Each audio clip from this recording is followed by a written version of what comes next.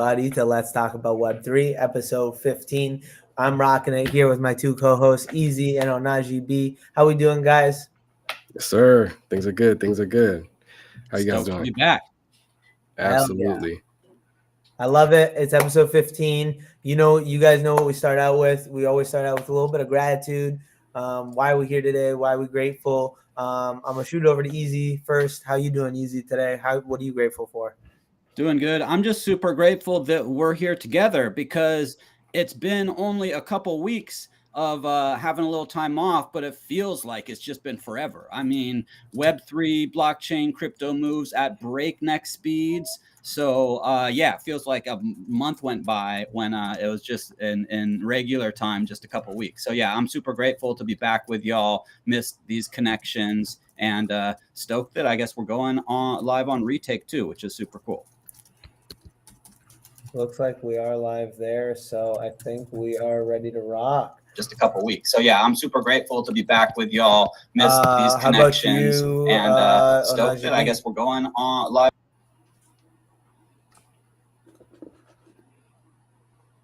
So again, what are you grateful for today? Sorry, another audio started playing. So it's all good. It's all good. We rocking. We live. We troubleshooting. I'm grateful, man. I'm grateful for health. Not gonna lie. This weekend I was a little down bad. I think I think I got a mutated strain or whatever is floating out there. It felt COVID-y,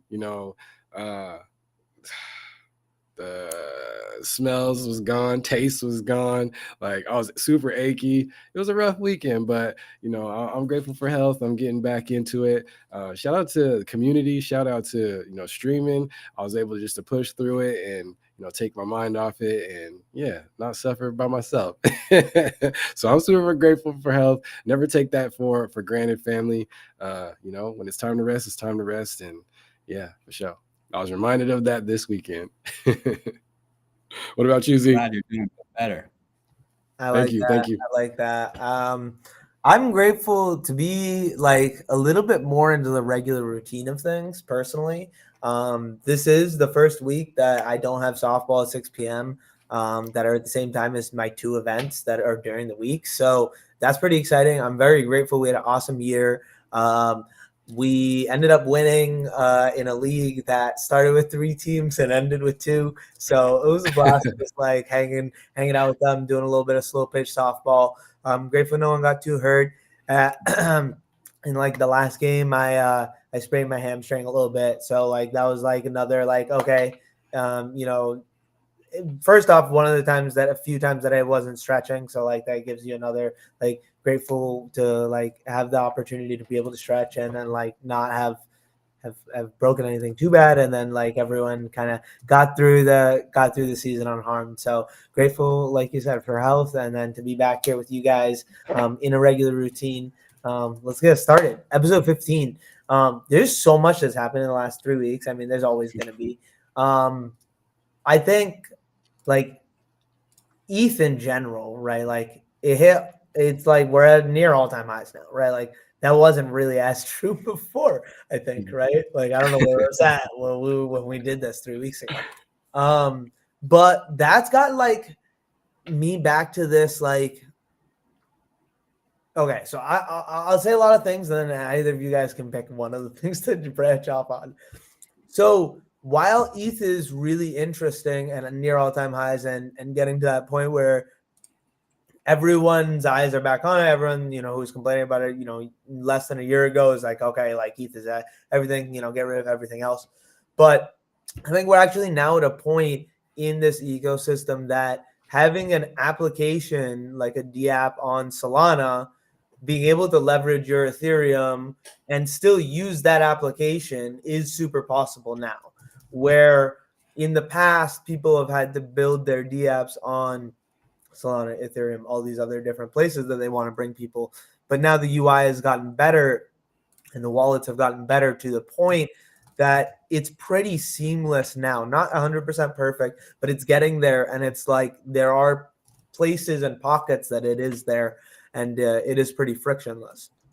So I'm curious what your guys' thoughts are on that whole thing, right? Like, and then like to put it from like a theoretical to a very specific, like Wave Wars is a decentralized application on Solana. And my biggest thought of getting distribution for something like Base rather than spend however much time and hire a developer and build it out on Base and build out the D app on Base and have two separate things would be to build something like a mini app on Farcaster where someone could use their Farcaster wallet, swap right into Solana right there, and then leverage that mini app, which I think is pretty cool. So yeah, that's kind of like what I'm thinking. Curious what your guys' thoughts are. Well, to jump in for a sec on that, I think Farcaster mini apps are like a great place to both test games, apps like Wave Wars, and I think it's also ripe for some Solana to come in and build over there because you've got, the wallet supports a lot of chains. The you can build mini apps on different chains. Whether that's from Monad testnet to Solana to Celo to EVM. So I think there's a good market and it's ripe. I mean, it's a small market comparatively, but that might be good, because if, God forbid, there's a little bit of stickiness somewhere, you can pretty easily go in and clean that up without like having a major disaster. Like if you launch some app on, whatever, Google Store or for an iPhone. So I think that's actually that could be a great next step. And then you could sort of be cornering, like there's like this little Solana Racer app where you bet if it's going to dump or if it's going to pump. And you get like 4 or 5 seconds and it makes a little like car sound. It's kind of funny. Very interesting. I have not heard of this. Yeah, on-chain. Yeah. So you pay like maybe 2 cents in Solana if you want to if you win a certain amount of races and you want to register that, and then you get points, but there's not much on Solana over there. So that's like an open field to be like the first dope Solana app on Farcaster could be the move. It's nice. I love it. I think, for me, I've been plugging Wave Wars to a couple of my other little chats and things.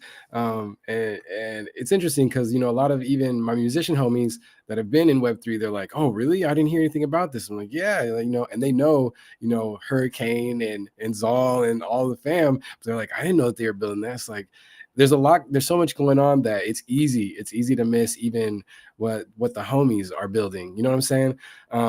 So he was like, okay, cool. And then he was like, and I told him, I was like, yeah, they're built on Solana. And he was like, I was dying laughing. But Solana, it is an ecosystem. One of my favorite devs, he called himself the Salon Don, because he was an early just killer with Solana, and he was getting a lot of placements and different things like that.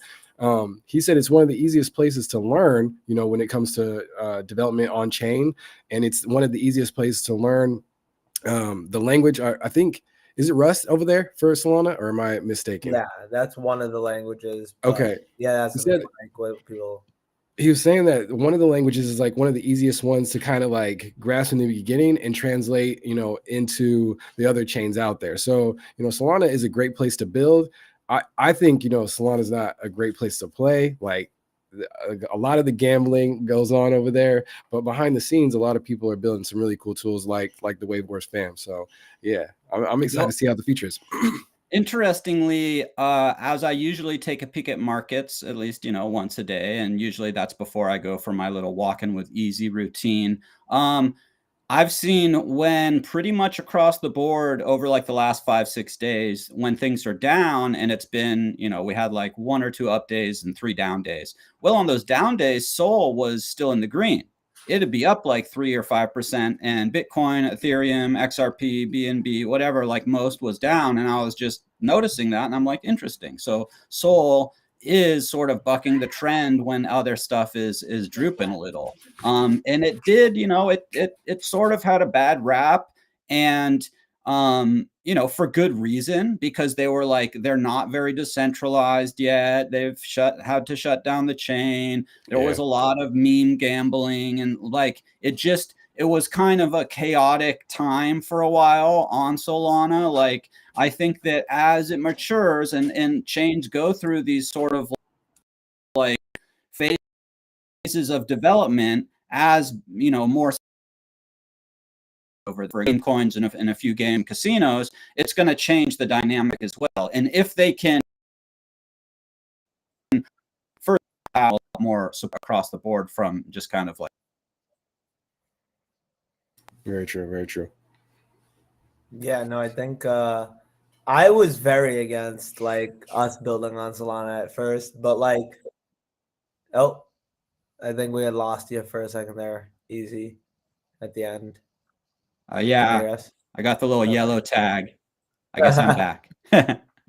No worries, no worries. I was just gonna say that I was initially very skeptical of building on Solana for Wave Wars when Hurricane told me about it, but as he started telling me more and more about Solana, I started learning more and more of some of the like general myths that are out there, like about the like how everything works in the space. And like he said, like as he just started like coding and like trying things out and started playing around with the blockchain, he noticed some specific things that were super beneficial for that. I mean, he initially did start the whole build in EVM, right? So, and he is building a very similar thing in EVM for another project. So, like to spin it up in EVM would be possible, but there's some security practices while you code in Rust that are just like naturally there, because I guess there's just like some native primitives that you can use versus like Ethereum doesn't really have any. You kind of have to create your own basic functions other than like actually like you do have to create your own other than like all of the ERC standards were created at some point by people in Ethereum, right? So every standard that was created was an iteration of a previous one, and different bugs are squashed for this reason or that reason.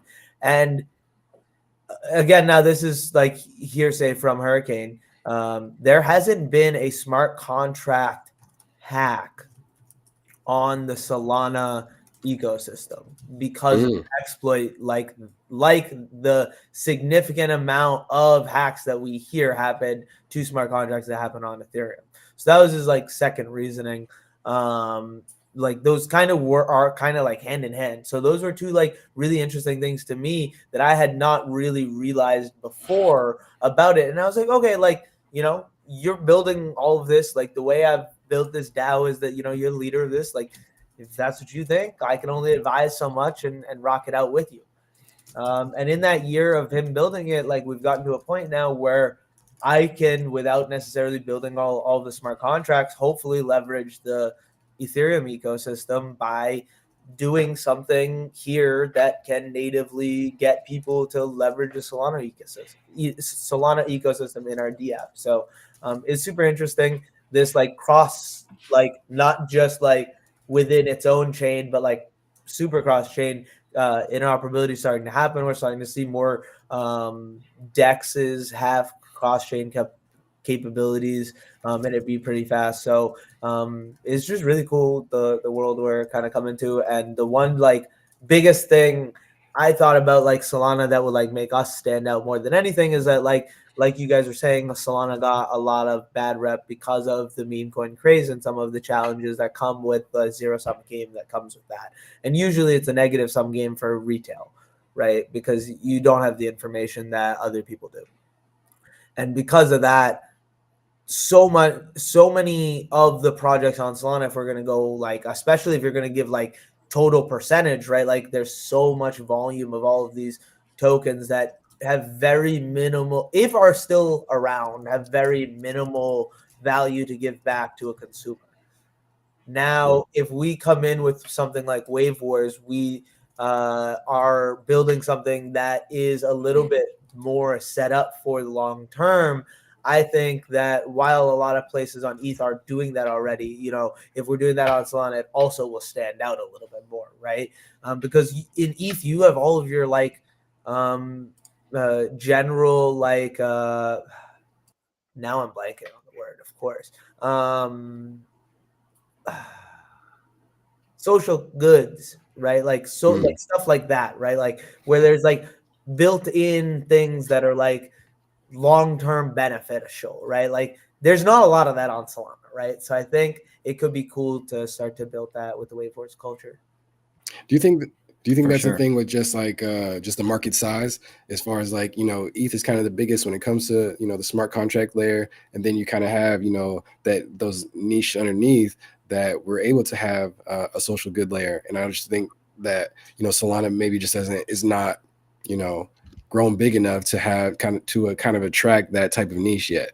You think that's part of it, or you think, I mean, on the other hand, it might just be the culture of the chain is just not suited for that, I was going to mention like the culture in the early days when ETH was like, getting smart contracts built up and having, new token standards. Like there was a lot of interest in education, help supporting artists, public goods and social impact. That was sort of wrapped into some of the early culture. So I think that partially that is why you see Ethereum being the chain where a lot of these social good platforms are based. But most of them also now have ways where you can use, half a dozen different chains to be able to like log in and donate, across the board. So it shouldn't necessarily be something that holds back maybe some more public goods coming to Solana. But I do think partially because of the culture when these things were being sort of rolled out, that Ethereum was adopted. And then sort of part of the culture in the early Solana days was a lot of sort of, the gambling, and then the meme coins is what really blew it up, which is, sort of a type of gambling. So I think that that's part of it. 100%. Well said. B, what do you think? No, well said. Yeah, for sure. Because like you said on your stream the other day, something about ETH versus Sol. And I was like, because of Hurricane now, I've started to become a little bit more of like a Solana friendly individual in the crypto space. And I've like I was explaining earlier, right? And hearing that from you, I was like, okay, interesting. I'm curious what ways I could potentially change B's mind. But also Prism did ask a question about the base app rollout, which we should chat about, which we should rocket into after. I mean, or B, you could also just like go right into that. Yeah. No, yeah, we can. I will segue. We'll segue it. Shout out to the chat. The thoughts, go for it. Like, yeah. Shout out to chat. Shout out to Prism. No, I 1,000%. I didn't know those things. I've kind of been me personally just kind of been put off by that change, just from some of the things that I've seen from like major accounts surrounding it, and kind of the filtering, the subsequent underneath culture. It just wasn't really my vibes, And then, but I haven't heard things like what Hurricane has researched as far as like, they haven't had like major hacks and different things like we have experienced all over Ethereum with the smart contract layer and stuff like that. So, I mean, eventually I might return to it as if more homies, more if you and Hurricane are building more different wave wars, tooling and stuff like that I kind of have to pay attention to. I'll dive into it and I'll explore it. No problem. I have Phantom installed. I also have Backpack as an alternative installed, so I'm not completely against it, but yeah, I'm still at ETH Maxi. But yeah, let's get into, ETH. Let's get into base. Let's get into Farcash. Let's get into the base app. Prism did excellent there.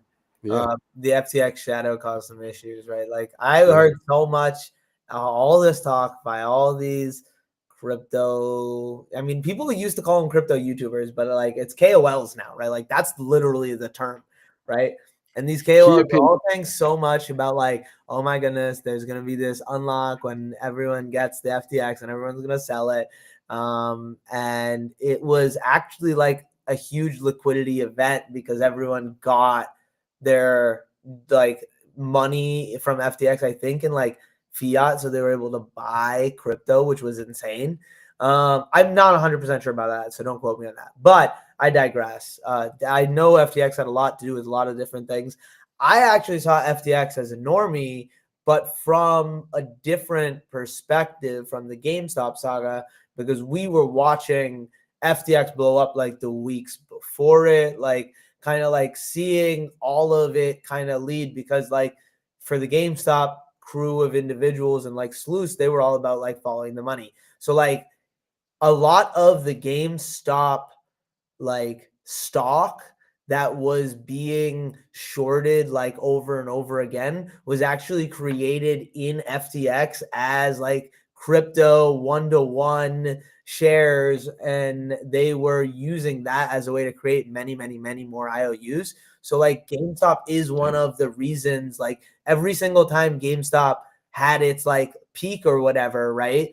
And they were in that IOU range. I think those were the couple times that what's his name had to Bankman-Fried, right, had to double down, and I think he doubled down like once or twice on all of his money, and he I know he doubled down once and was successful. I don't know if the second time if it was successful or if it was the third time he failed, but I'm pretty sure some of the money that had to do with all of the GME saga had also to do with FTX kind of getting cleared out. So, in a, unironic way, that's the kind of the side I was watching the FTX collab. Interesting. So shady. Yeah. But the base app, let's jump in. I am not yet over there, so I don't have a lot to share. All I know is that it's like one feed to rule them all, I guess. It's not, there's not like channels and think different ways to look at it. You basically, I guess, you have a home feed, and then I think maybe there's a video feed. But people have, the early people over there were making some coin. Like every single post is like turned into 1 billion tokens or something, and people can buy your coin for each of your posts. And versus Farcaster, where like each cast is basically kind of like a one-of-one NFT in a sense. You don't necessarily have like the art on that cast, but you're kind of the owner of the cast. So interesting differences there on how they sort of go about, the creators being able to monetize their content. I think they have a similar leaderboard, so you get rewards if you're, being active and people are interacting with your content. That signals it's decent content. Hope to get over there soon. I signed up day one on the email waiting list, and I'm just waiting for them to shoot me the invite. Yeah, I think that's a great outside in perspective, another outside in perspective that I've heard from a lot of people. Actually, like, this is not my perspective personally, because like I'm lucky enough to have actually had an invite pretty early from Farcon, which was pretty cool to like hear and see like the way they were going. And that's like one of the things, like not only like going to Farcon led me to like double down a little bit more on Farcaster, but hearing that, and I think the opportunity around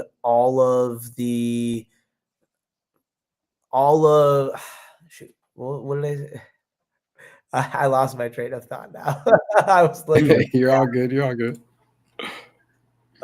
Base app. Okay. So a lot of people have been saying to me they don't understand what the base app, right? Like, what is it? What is Farcaster? How is it different? How is it the same? And I've had a lot of people like complaining to me saying like the base app is bad, like being like, okay, like it's redundant to what is here in Farcaster. And I think trying to explain the pros and the cons of these two things would be interesting. I don't know if either of you guys want me to take the stab at it, or B, you want to go for that, or then easy, like any of you guys want to take that? You know what? Hearing that word redundant, that actually kind of hits. I'm not gonna lie. I mean, for me, I haven't opened the base app until like right now, and Easy, don't feel bad about missing out on it. Early access. I made like maybe $11, maybe off of a bunch of posts. Agreed. Me right? Too. I haven't earned anything there. I also haven't been posting as much there. But I do want to say the one thing I've just started this week that I don't know why I didn't do earlier. I just started logging out of the Farcaster client with my main account and started going in on the brand account on the client, and now having the base app for my personal account, right? So you know how on X, when you want to have two accounts and swap between or like leverage both at the same time, there's no good way to do that without logging out or using another device. Here, instead of another device, is literally like another app. So like instead of it being redundant for that, it's like that is a place where leveraging that redundancy is available, right? But I think that when they get out of beta, it'll be a lot different than where it's at right now. I think that there's going to be this like huge wave of people creating their content coins for the first time, excitement around that, and then people trying to figure out like utility with tokens and how that works. And that's like been the most interesting play here in Web3 as a whole. That's like what like all of these like really philosophical folks have like come into the space and tried to figure out like what is a token for, what does it do, what are the best ways you can leverage it, and this new form of technology and capital to bootstrap whatever it is, whether that be a company, a brand, idea, piece of art, right? So I've got a question. So you have this content that is coined over there, right? You got this content over there. People are buying your coin or buying your fractions of your post. They're basically buying your coin, right? Then is there a market trading those coins, or is it just like if somebody then wants to sell the coin they've accumulated of you, does it just kind of go back into your pot? Like, how does that end of it work? Great question. I don't know. No idea.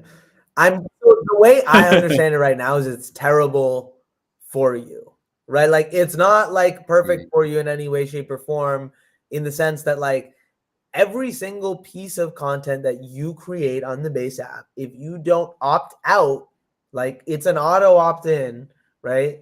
Sorry, not opt-in. It's an opt-out, right? Like not making your content coinable. So if you don't like press no, then your content gets coined singularly with a new liquidity pool, a new token, a new everything, a new name, a new ticker, a new description, which is really annoying because I only ever type in the name.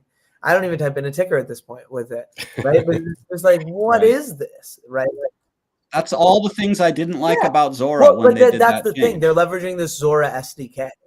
So it is just using Zora tech, right? Like on base. So but then Zora at least gave us a creator coin. Like I have EZinCrypto or whatever the frick my token is. Like I have that people could essentially support me through if they weren't, or when they buy my posts, maybe some goes to that. It's all very like, it's too fragmented for me to really like get behind and be like, oh, this is how I want to try and like make my money or something. Like it's great to have some like tips roll in. There's a new mini app on Farcaster that lets you coin, that like gives you basically a coin co-build. Actually it came out of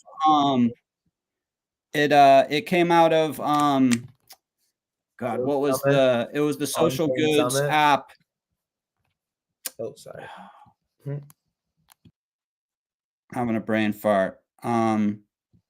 Rocket Man and yeah, so it was the like stream, you get, you know, a little stream monthly. Flows, right? Flows.wtf. Yes, flows.wtf. Thank you. So it came from Rocket Man, kind of like coming out of Flows, trying to figure out other ways to like have people be able to get support. And it's basically sort of like, you know, you've got your co-build coin and people can decide like I could put in $1 of USDC, and every time I like somebody's post or recast with a comment or like set it up how you like, you're basically buying their co-build token, which was interesting. So it's like a different take on some of these, you know, coining your account or coining your posts or casts or minting them as NFTs. Like there's all these different experiments going on right now. It's just kind of wild. That's all it is. It's all experiments right now in this new form, right? We went through like the different types of coins, meme coins, and content, and we're just stuck on this phase right now where, you know, so much different types of content and even, you know, videos, short form, long form. We're in a new stage where we can coin all that stuff now on mobile. You know, everybody's just kind of experimenting what they can do with it. the use cases for it, just throwing everything out, and kind of feels like, whatever hits the wall and sticks, that's what we're running with. And it does feel very, fragmented for sure. So yeah, to answer like, the base app thing, I'll be honest, I went back to I'm back on Farcaster, like the actual app, because I really like the channels part. Okay, wait, actually, I got something here. Yeah. Before you continue on that someone said, Desh Sachs said, Recaster works for that for multiple accounts. So that's interesting. I did not know that.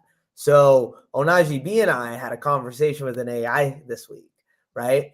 And we saw that Nanar implemented their AI because someone asked, can we get Grok for Farcaster?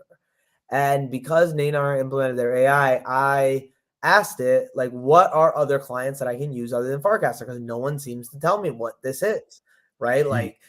Because to be honest with you, I can understand.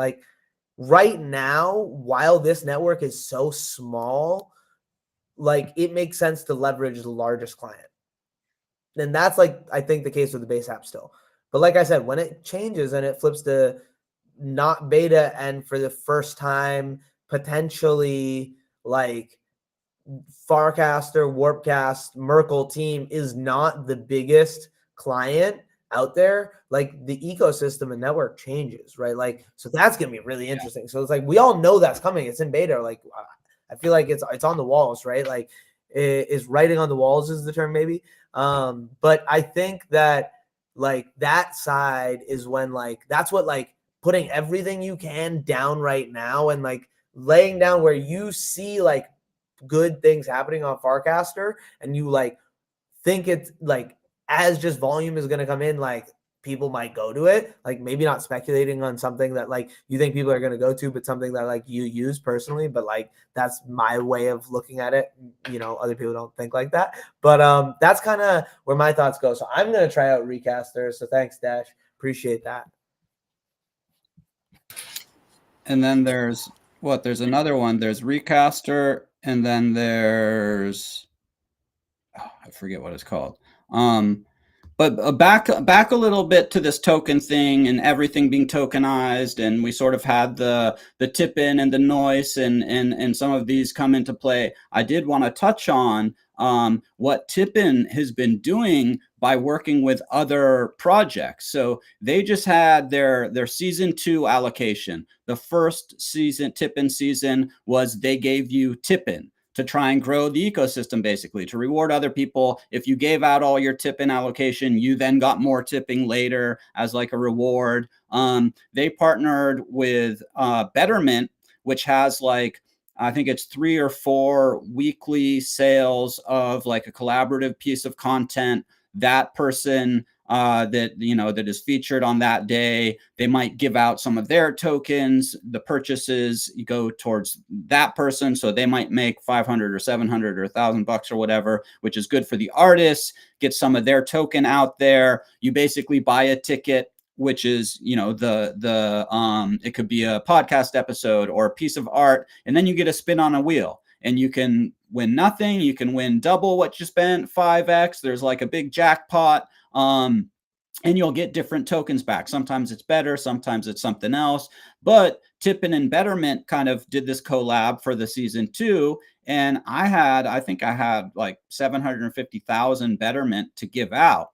It was actually a little bit of a chore because I was trying to run contests and you're I need to give this out. Somebody do something cool for me. But eventually I did. I gave it all out. And I also received over that period, I think it was 650,000 myself in tips from other people tipping me better. So I tipped out a little more than I got, but then I'll probably also get a reward for tipping all that out. It's just a super win-win. And they call it the flywheel kind of effect because they're bringing in, other communities and other tokens and giving it out. And then either the day of or the day after that allocation finished, Betterment announces we've got now staking. You can stake your Betterment that y'all just got for free by doing your regular content stuff, and then you can get paid back more better. And it's just these are the things that I see having more growth potential, when you're collaborating with different communities and you've got a coin that you can like stake for rewards and then get allocations to give out, and more people are then staking, which is healthy for the token. And it's like there's some really interesting experiments again in this sort of social token and tipping culture that's going on right now on Farcaster. I don't know how much of that relates to the base app. I know that the content you post there, if you have a Farcaster account, shows up then in Farcaster. They've now sort of changed the rules on rewards on Farcaster so that something coming from the base app if it doesn't originate in Farcaster, it's not available for like leaderboard rewards. I actually got $10 this week, which was totally dope, because since like about a month ago when I fell off the leaderboard, I was like, I'm not gonna even like pay attention, because it basically like stressed me out for a few days. So I've sort of been trying to not pay attention, and then when I'm not paying attention, I do better than when I'm paying attention. It's all, very fascinating. It's like, yeah, that's that leaderboard, that gamification, it really hits on that human psychology for sure. It's like you kind of mess up a week or you miss a week or something, you're just like, dang. But it's like, that's a crazy thing to get down on ourselves on. There's also many Right. folks like using the leaderboard for negative and semi-toxic like posts, right? And like trying to like bait folks, right? And like are actually like succeeding at like getting high on the leaderboard, right? Like, and you get a little bit of that like, energy from the, going up in the leaderboards and dopamine, right? Like, and I can imagine that somewhat being a negative thing too, that I've seen with some folks. So, I do think that what you just said there, Easy, is the answer to Prism's question there. So Prism said, could you please advise me on the best course of action to facilitate the distribution, the purchase of my coin tent?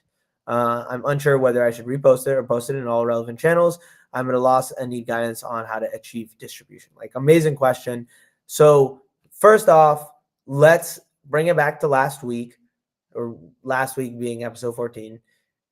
Peachy came on and gave us a mini app that actually helps you, and that I think is the reason you should use Zora and the way you should use it. And the reason I haven't posted many more things on Zora is because I still haven't figured out exactly how to use it.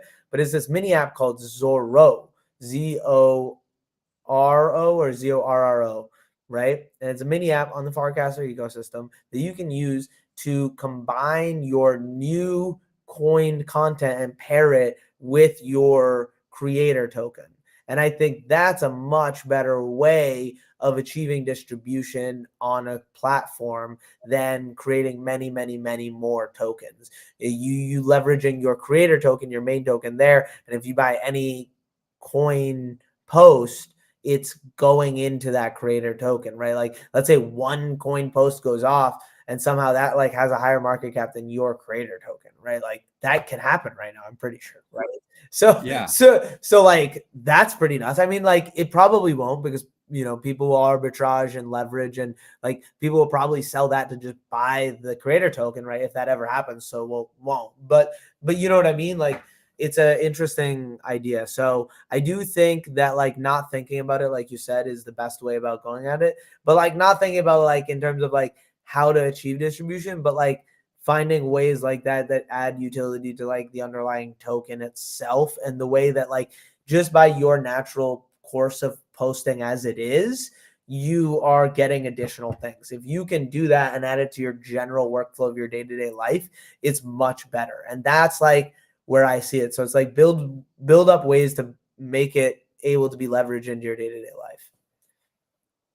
Yeah, dude, consolidating like across multiple social medias that now have this blockchain integration seems like such a better move than just fragmenting every single thing you do out into some different token. How do you ever I was about to benefit say, from that? this also leads to the exact thought I had after I just said all that, was what Prism just typed out in the chat. So I'm going to pull it up here.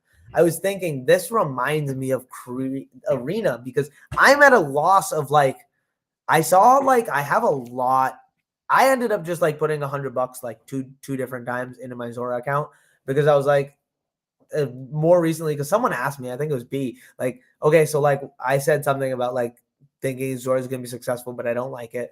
He was like, okay, well, why don't you bet on it? I was like, like, let's try it out. Like, let's buy some creator tokens of some of our folks and stuff. And I was looking at it and I was like, okay, wow, this is like actually more money than I kind of want in like a hot wallet, right? But it's like I can't really sell any of these. They're all like friends of mine.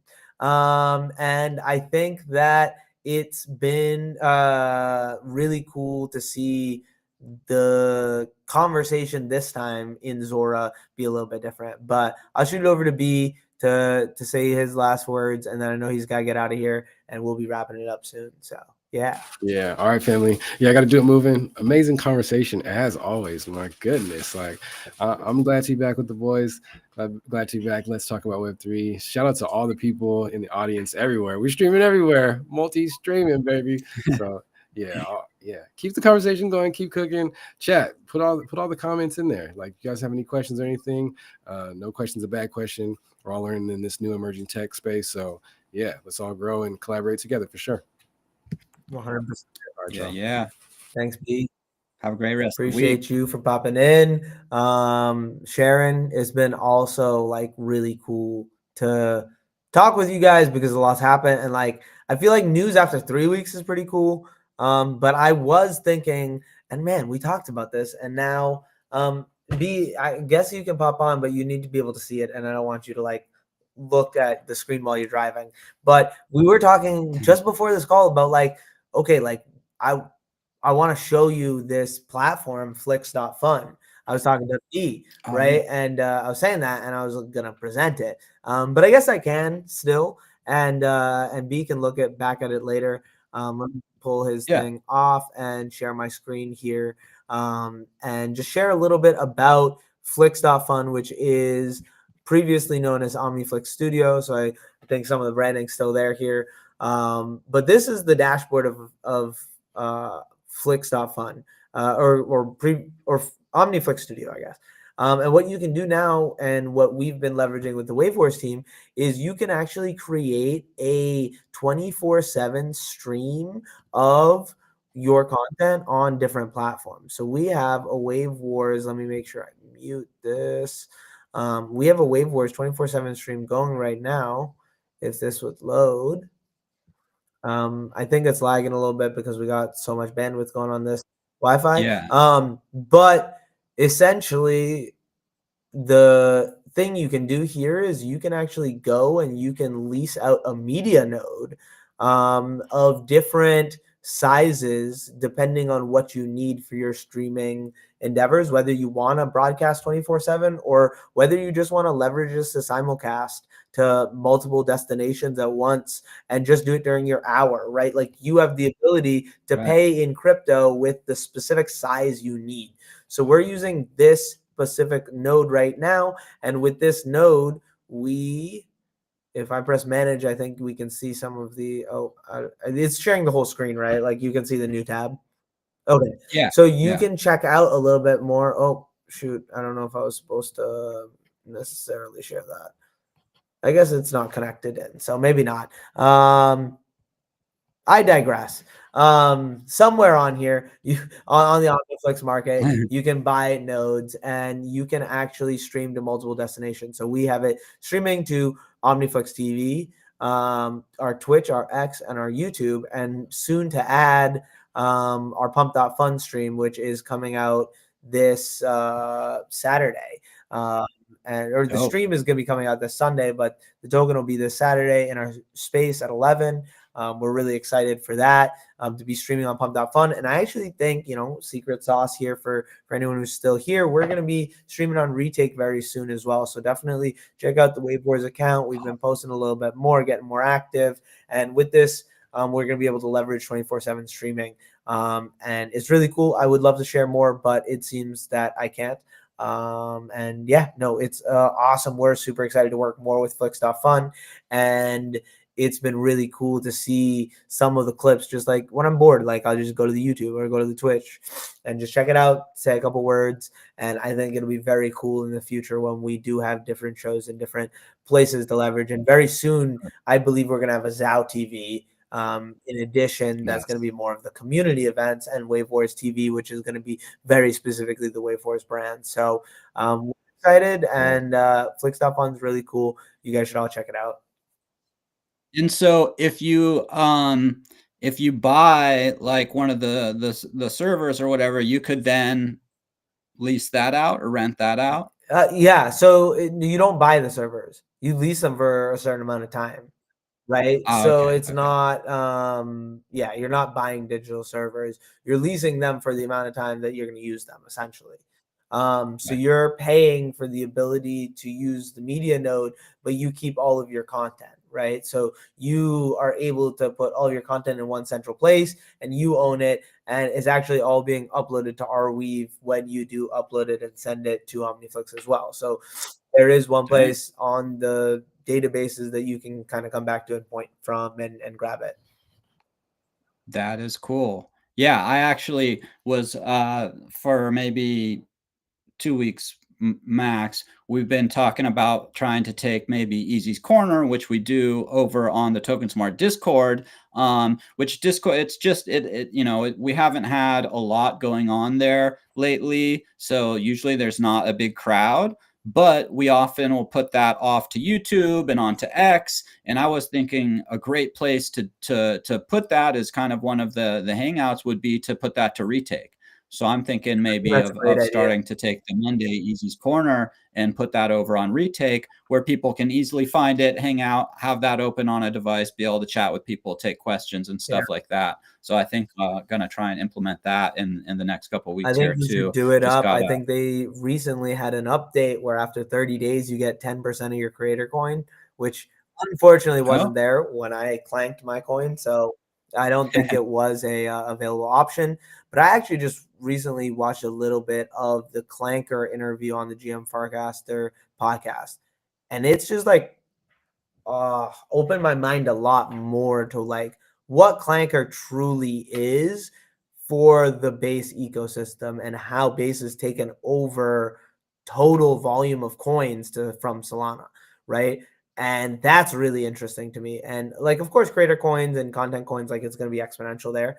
But with these other coins, it's just a really interesting concept to me to have something like with crazy good utility and not like on a launchpad that has your customizations that you want, that you could just type into a chat bot, into your like normal social feed, just like as a random idea, and put out there into the world and potentially wake up the next morning with more money than you had the day before. Right.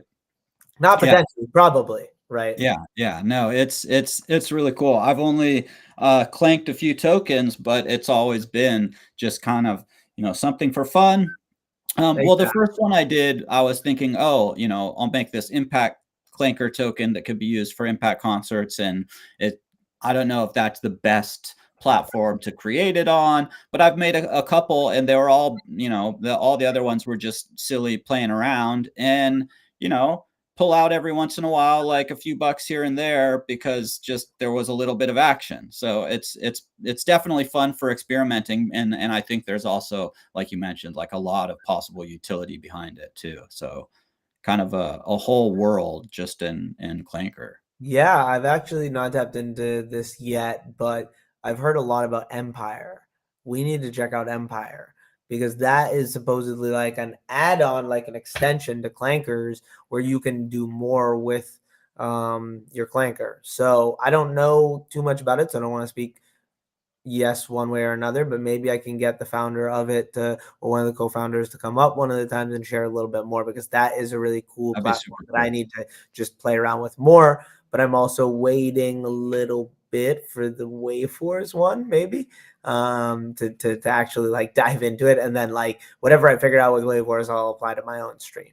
So retake's really cool. I'm excited about it. There's a lot of cool things that are out there that we can leverage now. And yeah, it was awesome to be here and share with everyone. Good having Ohnahji here. Good having you, Easy. And yeah, episode 15. You got any closing thoughts on all of that, Easy, or anyone in the chat? I mean, plenty going on. You know, we touched a little on the base app. There's always lots of stuff going on Farcaster too. There was a new kind of mini app mining game that launched just yesterday or day before called Far Legacy. Seemed kind of cool. Hopefully it won't be a rug. You know, there's also plenty of those that, you know, someone will launch like a seemingly cool app, promote it for a while, and then like maybe do a token launch and rug like right away or something. You know, not that I'm accusing them of that or anything, but it looked pretty cool. It's got cool visuals and kind of like you can mine these crates of like shards. Shard is the token, which hasn't launched yet. Don't go and buy it because it would be a fake. But so that was cool. I'm doing the 100 video challenge, and then Clankermon went live. So the Clankermon mini app has been, you know, they've got a Clanker, their Clankermon coin, and it's been around for a pretty long time, where you could basically like train these baby mons, and then one day they would reveal, and you'd be able to like do some kind of game with them. And it turns out you can like send them into dungeons, and they can sometimes, if they like win the level, they'll bring back some, you know, little kind of like mini maybe NFTs with different, like, you know, it could be electronics, it could be a health buff or a battle thing. And so that just went live a couple days ago, and people were able to reveal the mons they had been sort of like training and stacking over time. And there is like a little store where you can, you know, purchase stuff with your Clankermon or revives. And so that was something that I think had been long awaited, eagerly awaited, and it's pretty cool. So just a couple of things that I noticed over the last few days that were new mini apps over, or, you know, new developments over in the Farcaster ecosystem there. Yeah, 100%. 100%. I love it. I think there's a lot of cool things going on. I'm excited to come next week, maybe share a little bit at the beginning, talk about all the cool things that have happened and some of our ideas. And I think there will be a lot of things to share for next week and a lot of thoughts. So yeah, thanks everyone for joining in and being here. Thanks for chatting with us. And thanks Easy for popping in. Thanks Ohnahji B for being co-host with me, BetterCallZaal. I'm going to actually be going live again here in 30 minutes with an interview with someone from the Power Packs community, which I'm very excited about. And then I might be going live again after that, like opening some Power Packs with my buddy. So yeah, it's going to be a long night, but we're here. We're excited. So yeah, pop back in 30 minutes. Nice. Yeah. It's going to be a really entertaining interview because he's not very Web3 oriented, but it's collectibles based, right? The Power Packs are the cards that you were talking about like 3-4 weeks ago. Yeah. Yeah. Cool. So from GameStop, that you get a PSA graded collectible, and I still don't have beta access, just like you. And I'm sitting here with a FOMO at the mouth. So I am buying all of my packs on my buddy's account. So we're going to be opening some more packs tonight. And yeah, W stream, you know, all the opportunities we got to be out here. And thanks everyone.